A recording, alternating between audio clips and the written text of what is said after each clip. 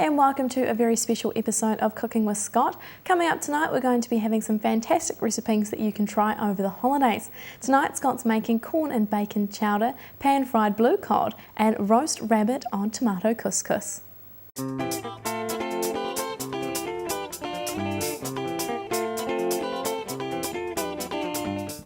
Hi, Scott here again in the kitchen.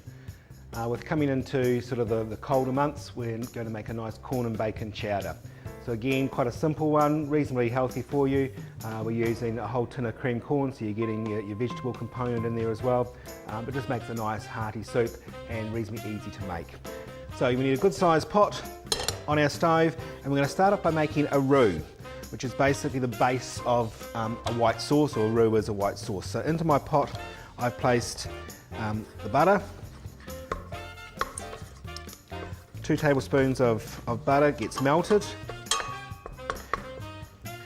Then we're going to add some flour to that and some milk, and that's the base of a roux.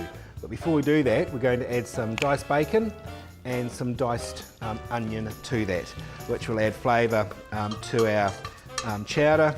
If you like garlic, you could add some garlic as well, but I just generally leave it to the onion and the bacon. So my butter's now melted, so we want to fry off the onion and the bacon. If you didn't have bacon, you could use some ham, would be fine. Could see you could use salami as well. Of course, bacon's going to add that wee bit of a salty note to the soup as well. Now we don't want to burn these ingredients, we're just sautéing them down, sweating them off, making the onion soft, letting it release its flavour, and we're starting to cook the bacon.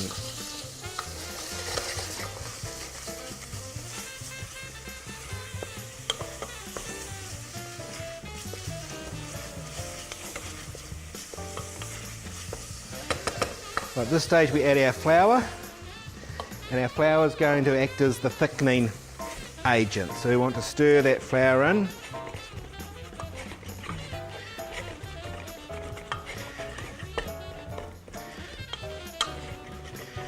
And if you're at home, you want to cook that out for around about a minute.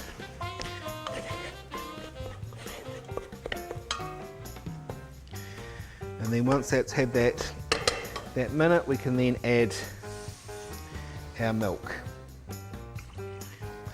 About 1.5 cups to begin with. And you want to get your wooden spoon in there straight away and keep that stirring, because otherwise you'll end up with a lumpy soup, because we want to break up that flour and butter that's formed part of our roux.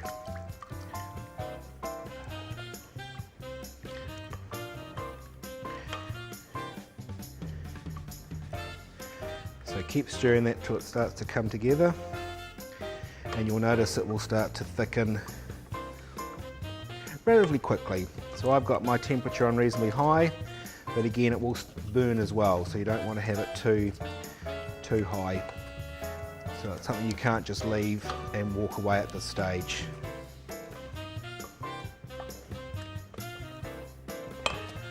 Now sometimes you need to add a wee bit of extra milk. I'm just going to pour a wee bit of milk and have it just ready if I need to, because it will actually just depend on the consistency that we're going to have. So this will start to thicken up really nicely. So what we do now is we add our can of cream corn. So 1 whole tin of that goes in.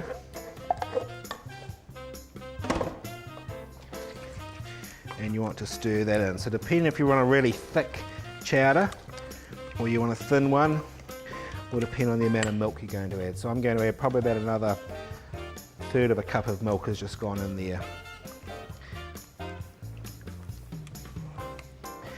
So we basically want to bring that to the boil to heat that corn through.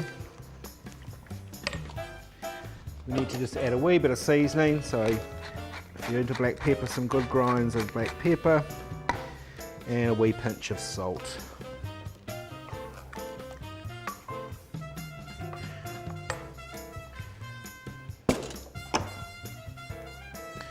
So as that starts to cook down, once it's all come together and has come to the heat, we'll end up with our nice corn and bacon chowder. So we need to get our service bowl and ladle our soup into the bowl,